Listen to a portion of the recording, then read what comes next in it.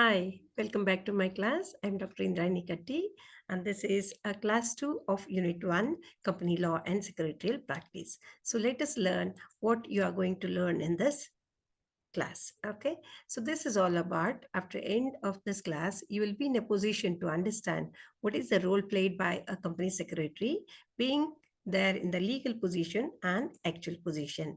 And in this class, I have provided the Kannada medium notes also. You can refer it at the end. So stay till the end of this video, okay? And watch it. Both the languages you will get. So let's learn what is the role played by a company secretary. Okay, so mainly the role is categorized into two parts. One is in the being there in the legal position, the another one is being there in the actual position. So this is all about legal position. What is this legal position? Okay, as per the statute, what all are the activities he has to do that we learn in this? The legal position of a company secretary is not clearly defined, in fact, but it is always interpreted from the case decisions, the court case decisions. So, considering all this, the role of a company secretary being there in the legal position, the three functions or three roles are played by a company secretary. The first one as a servant. Okay, why do we call him as a servant? Because company secretary is appointed by virtue of an agreement between the company and company secretary. Okay, so there is an agreement between these two parties. One side the company is there, on behalf of the company board of directors are going to appoint company secretary. ಹೌದಲ್ಲ, so ಯಾರು appoint ಮಾಡ್ತಾರೆ ಇವನನ್ನ? Board of directors appoint ಮಾಡ್ತಾರೆ. But ಅಲ್ಲಿ ಏನಿರುತ್ತೆ, there is an agreement. Okay, so by virtue of that agreement he is appointed and he is an employee. Appointment ಆಯ್ತು ಅಂತಂದ ತಕ್ಷಣ he becomes whole time company secretary ಅಲ್ಲೇ devote ಮಾಡ್ಬೇಕಾಗತ್ತೆ ತಮ್ಮ ಟೈಮನ್ನೆಲ್ಲ. So company secretary is an employee and the secretary is entitled to take reasonable care, while discharging his functions. ಅವನು reasonable care ತಗೊಳ್ಬೇಕು. ಒಂದು ಇನ್ನೊಂದು ಏನಪ್ಪಾ ಅಂತಂದ್ರೆ, if the company wishes to dismiss him, right? So a reasonable notice should be given by, advance notice should be given by the board of directors to a company secretary about his dismissal. Otherwise, company secretary has a right to go to the court of law for claiming his damages. Okay, so ಅಂದ್ರೆ ಇವನು servant ಆಗಿರ್ತಾನೆ, agreement base ಮೇಲೆ ಅವನ appointment ಆಗಿರುತ್ತೆ. So ಅವನನ್ನ ತೆಗೆದು ಹಾಕ್ಬೇಕು ಅಂತ ಅನ್ಕೊಂಡ್ರೆ ಅವಾಗ ಕಂಪ್ನಿಯವರು ಮುಂಚಿತವಾಗ್ಲೇ ಅವನಿಗೆ ನೋಟಿಸನ್ನ ಕೊಡ್ಬೇಕಾಗತ್ತೆ, ಟರ್ಮಿನೇಷನ್ ನೋಟಿಸನ್ನ ಕೊಡ್ಬೇಕಾಗತ್ತೆ. ಸೊ ಅದು ಕೊಡ್ಲಿಲ್ಲ ಅಂತ ಇಟ್ಕೊಳ್ಳಿ, ಡಿಸ್ಮಿಸಲ್ ನೋಟಿಸ್ ಕೊಡ್ಲಿಲ್ಲ ಅಂತಂದ್ರೆ ಅವನಿಗೆ ಹಕ್ಕುಂಟು. So he will go to the court of law. Court ಅಲ್ಲಿ ಕೇಸ್ ಮಾಡಿ ಅವನಿಗೆ ಏನ್ ಸಿಗ್ಬೇಕು, ಏನ್ ಡ್ಯಾಮೇಜಸ್ ಕ್ಲೇಮ್ ಮಾಡ್ಕೋಬೇಕು ಅದನ್ನ ಮಾಡ್ಕೊಳ್ಳುವಂತ ಹಕ್ಕು ಕೂಡ ಇವನಿಗೆ ಸಿಗುತ್ತೆ. ಓಕೆ, ಸೊ ಇದಕ್ಕೆ ನಾವೇನ್ ಹೇಳ್ತಾ ಇದ್ವಿ, ಅವನು ಸೇವೆಯನ್ನ ಕಂಪ್ನಿಗೆ ಕೊಡಬೇಕು, being a servant, and he is appointed person. That's why he is called as a servant. So second one, legal position ಅಲ್ಲಿ ಬರೋದು second one, as an agent of the company. Okay, he acts as an agent of the company. The secretary is required to act very honestly and discharge his all duties with reasonable degree of skill and diligence, So ಅವನ ಚಾತುರ್ಯನ ಬಳಕೆ ಮಾಡಿ ತಾನು ಏನ್ ಕೆಲಸ ಮಾಡ್ಬೇಕಾಗಿರುತ್ತಲ್ಲ ಅದನ್ನೆಲ್ಲ ಬಹಳ ಕಾಳಜಿಪೂರ್ವಕವಾಗಿ ಅವನು ಕೆಲಸನ ನಿಭಾಯಿಸ್ಕೊಂಡು ಹೋಗ್ಬೇಕಾಗತ್ತೆ. And he should not, he is not permitted to make any secret profits by virtue of being there in the position of a company secretary. He is not supposed to make any secret profits. He has to protect the interest of company, he has to work in favor of the company itself, not in favor of himself, right? So personal benefit ಗೆ secret profits ಮಾಡ್ಕೊಳ್ಳೋದನ್ನ by virtue of the company secretary position, ಆ position ಅಲ್ಲಿ ಇದ್ಕೊಂಡ್ಬಿಟ್ಟು ಅವನು ಕಂಪ್ನಿಗೆ ಏನ್ ಬೇಕು hack ಮಾಡಿದ್ರೆ ಕಂಪ್ನಿಗೆ ಲಾಭ ಆಗುತ್ತೆ, ಸೊ ಕಂಪ್ನಿಯ ಇಂಟ್ರೆಸ್ಟ್ ನ ಪ್ರೊಟೆಕ್ಟ್ ಮಾಡ್ದಾಗತ್ತೆ, ಅದನ್ನೆಲ್ಲ ವಿಚಾರ ಮಾಡಿ ಅವ್ನು ಕೆಲಸ ಮಾಡ್ಬೇಕು ಹೊರತು ಅವನ್ ತನ್ನ ಪರ್ಸನಲ್ ಪ್ರಾಫಿಟ್ ಅಥವಾ ತನ್ನ ಸೀಕ್ರೆಟ್ ಪ್ರಾಫಿಟ್ಸ್ ನ ಗಣನೆಗೆ ತೆಗೆದುಕೊಳ್ಳೋದಾಯ್ತು, ಅದನ್ನ ಮಾಡೋದಾಯ್ತು, ಹಾಗೆ ಮಾಡೋದಿಲ್ಲ, ರೈಟ್? ಹಾಗೆ ಮಾಡ್ಲಿಕ್ಕೆ ಪರ್ಮಿಷನ್ ಇಲ್ಲ. ಮತ್ತೆ he should not go beyond his powers also. ಅವ್ನಿಗೇನು ಅಥಾರಿಟಿ ಕೊಟ್ಟಿರ್ತಾರಲ್ಲ ಆ ಅಥಾರಿಟಿ ಫ್ರೇಮ್ವರ್ಕ್ ಒಳಗಡೆನೆ ಕೆಲಸ ಮಾಡಬೇಕು. ಅದನ್ನ ಬಿಟ್ಟು ಅವ್ನು ಮತ್ತೆ ಅಡಿಷನಲ್ ಆಗಿ ಏನೋ ಮಾಡಕ್ ಹೋಗಿ ಕಂಪ್ನಿಗೆ ಲಾಸ್ ಆಯ್ತು ಅಂದ್ಕೊಳ್ಳಿ, ಅದಕ್ಕೂ ಕೂಡ ಇವನು ಹೆಲ್ಡ್ ರೆಸ್ಪಾನ್ಸಿಬಲ್ ಆಗ್ತಾನೆ. Okay, so that's Y if he acts beyond his authority or power, he becomes personally liable to compensate the company, or in case if anything, any loss is caused to other party, third party, then he is held responsible to make good the loss to a third party also. ಕಂಪ್ನಿಗೆ loss ಆದ್ರೆ ಅವನ ಬೇಜವಾಬ್ದಾರಿತನದಿಂದ ಇರ್ಬೋದು, ಅಥವಾ ಅವನಿಗೆ ಅಧಿಕಾರ ಇಲ್ಲದನ್ನ ಚಲಾಯಿಸ್ಬಿಟ್ಟು ಯಾವುದೋ ಒಂದು decision ತಗೊಂಡ ಅದರಿಂದ ಕಂಪ್ನಿಗೆ ಲಾಸ್ ಆಯ್ತು ಅಂತಂದ್ರೆ ಅದನ್ನು ಕೂಡ ಭರಣೆ ಮಾಡಿಕೊಡುವಂತ ಜವಾಬ್ದಾರಿ ಇವನ್ ತಲೆ ಮೇಲೆ ಬರ್ತದೆ. ಅದಕ್ಕೆ ಲೀಗಲ್ ಪೊಸಿಷನ್ ಅಲ್ಲಿ ಏನಾಗುತ್ತೆ, ಲಾ ಸೆಟ್ ಇರುತ್ತೆ, ಲಾ ಸೆಟ್ಸ್ ಫ್ರೇಮ್ವರ್ಕ್ ಇನ್ ಒಳಗಡೆನೆ ಅವ್ನು ಮಾಡ್ಬೇಕಾಗುತ್ತೆ. Okay, and third one, officer ಆಗಿ ವರ್ಕ್ ಮಾಡ್ತಾನೆ. He acts as an officer of the company also. The role is officer role. So under the Companies Act, the meaning and definition is defined in the Companies Act. The secretary is an officer of the company within the meaning of section 2 subsection 30 ಅಂತ ನೀವು meaning ಕಲಿಬೇಕಾದ್ರೆ ಇದಕ್ಕಿಂತ ಮುಂಚೆ ವಿಡಿಯೋದಲ್ಲಿ ನೀವು ಕಲ್ತಿದ್ದೀರಿ. Okay, he is basically appointed to perform the duties which may be performed by a secretary under this act. Okay, ಈ act ಕೆಳಗಡೆ secretary ಮಾಡಬೇಕಾದಂತಹ duties, ಕರ್ತವ್ಯಗಳನ್ನ ನಿಭಾಯಿಸಲಿಕ್ಕೆ ಅಂತ ಇವನನ್ನ ನಾವು ಅಪಾಯಿಂಟ್ಮೆಂಟ್ ಮಾಡ್ಕೊಂಡಿರ್ತೀವಿ. ಆ ಸೆಕ್ರೆಟರಿ ಮಾಡುವಂತಹ ಕರ್ತವ್ಯಗಳನ್ನ ಎಲ್ಲಿ ಡಿಫೈನ್ ಮಾಡಿದರೆ ಕಂಪನೀಸ್ ಆಕ್ಟ್ ಅಲ್ಲಿ ನಮಗೆ ಸಿಗುತ್ತೆ. ಸೊ ಅವುಗಳನ್ನ ಡಿಸ್ಚಾರ್ಜ್ ಮಾಡಕ್ಕೆ ಇವನನ್ನ, ಇದ್ರ ಜೊತೆಗೆ he also has to discharge or perform some other ministerial and administrative duties also ಅಂತ ನೀವು ಮೀನಿಂಗು ಡೆಫಿನಿಷನ್ ಕಲಿಬೇಕಾದ್ರೆ ಕಲ್ತಿದ್ದೀರಿ. ಸೊ ಅದಕ್ಕೆ he is there in the executive position officer also. Officer position ಅಲ್ಲೂ ಇರ್ತಾನೆ, and he has to look after the affairs of the organisation. ಎಲ್ಲೆಲ್ಲಿ ಕಂಪನಿಯ seal ಇರುತ್ತೆ, ಎಲ್ಲೆಲ್ಲಿ ಕರೆಸ್ಪಾಂಡೆನ್ಸ್ ಮಾಡಿದಲ್ಲಿ ಕಂಪನಿಯ ಸೀಲ್ ಬೀಳುತ್ತಲ್ಲ ಅಲ್ಲೆಲ್ಲ ಇವನು ಸೈನ್ ಮಾಡಬೇಕಾಗತ್ತೆ, ಇವನ್ ಡ್ಯೂಟಿ ಆಗುತ್ತೆ. Okay, so that's why he is also called as an officer of the organisation. So coming to the next one, that is being there in the actual position.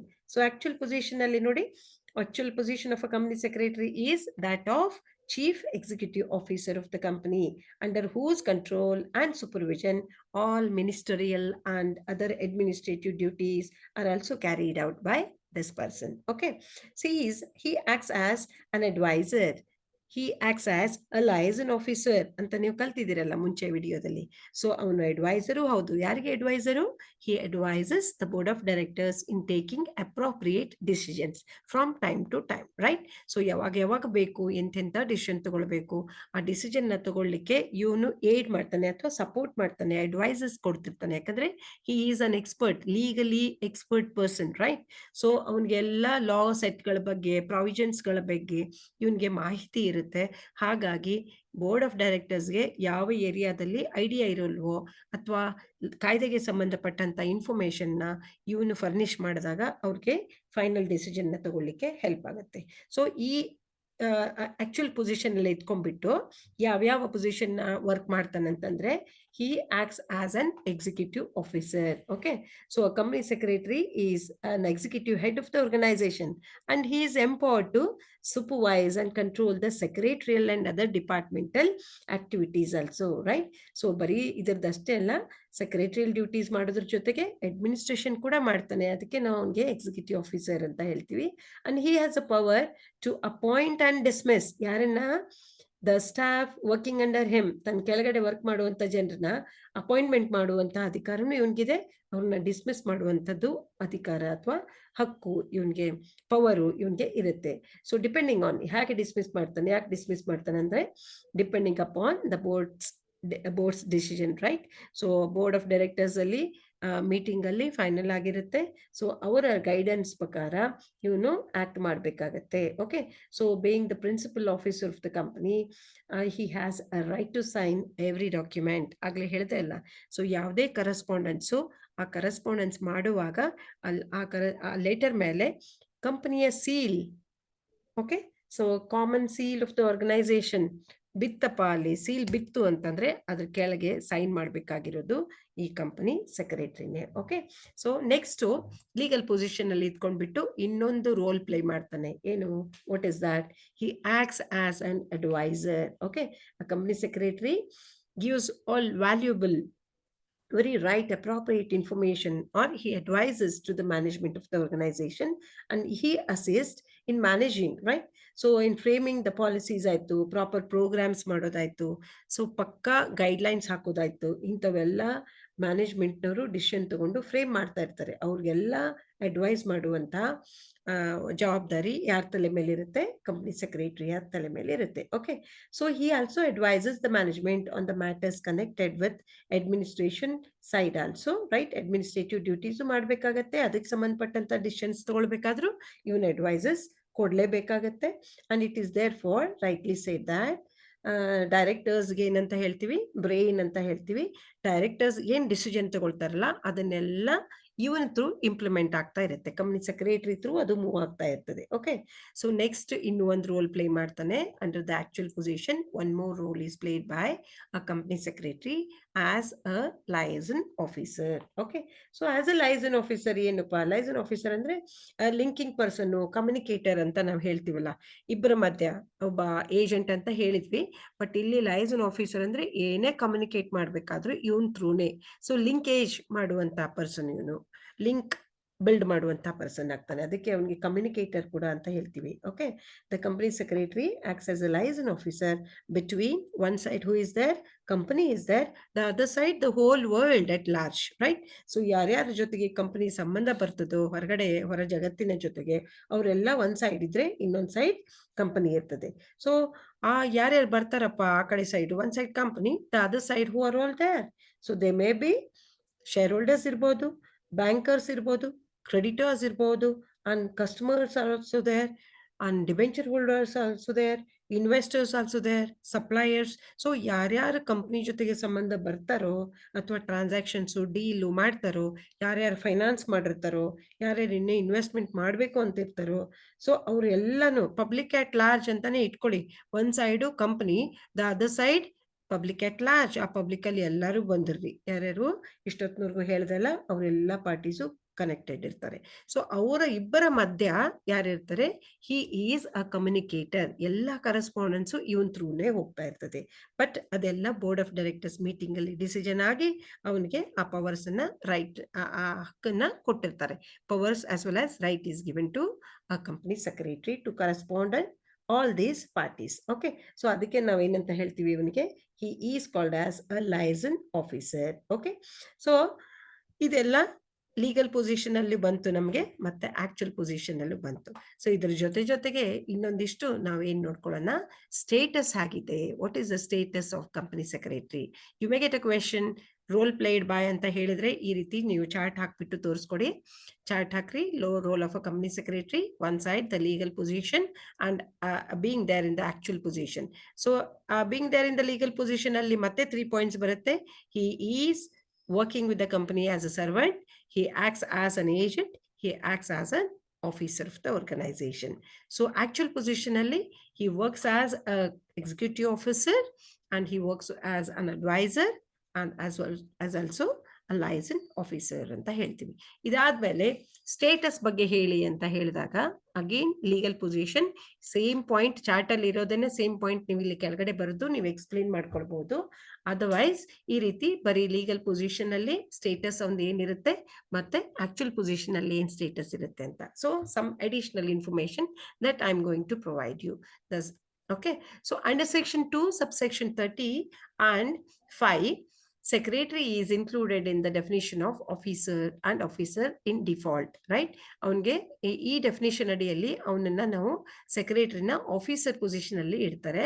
ಅಥವಾ officer in default ಅಂದ್ರೆ by default he is called as an officer, but he is not appointed like an employee ತರ appointment ಆಗಿಲ್ಲ. ಅವನು ಒಂದು agreement ಮಾಡಿರ್ತಾರೆ, agreement ಅಲ್ಲಿ tenure ಕೂಡ ಇರುತ್ತೆ, ಟರ್ಮ್ ಕೂಡ ಬರೆದಿರ್ತಾರೆ. ಸೊ ಅಲ್ಲಿವರೆಗೂ ಅವನ ಅಪಾಯಿಂಟ್ಮೆಂಟ್ ಇರುತ್ತೆ.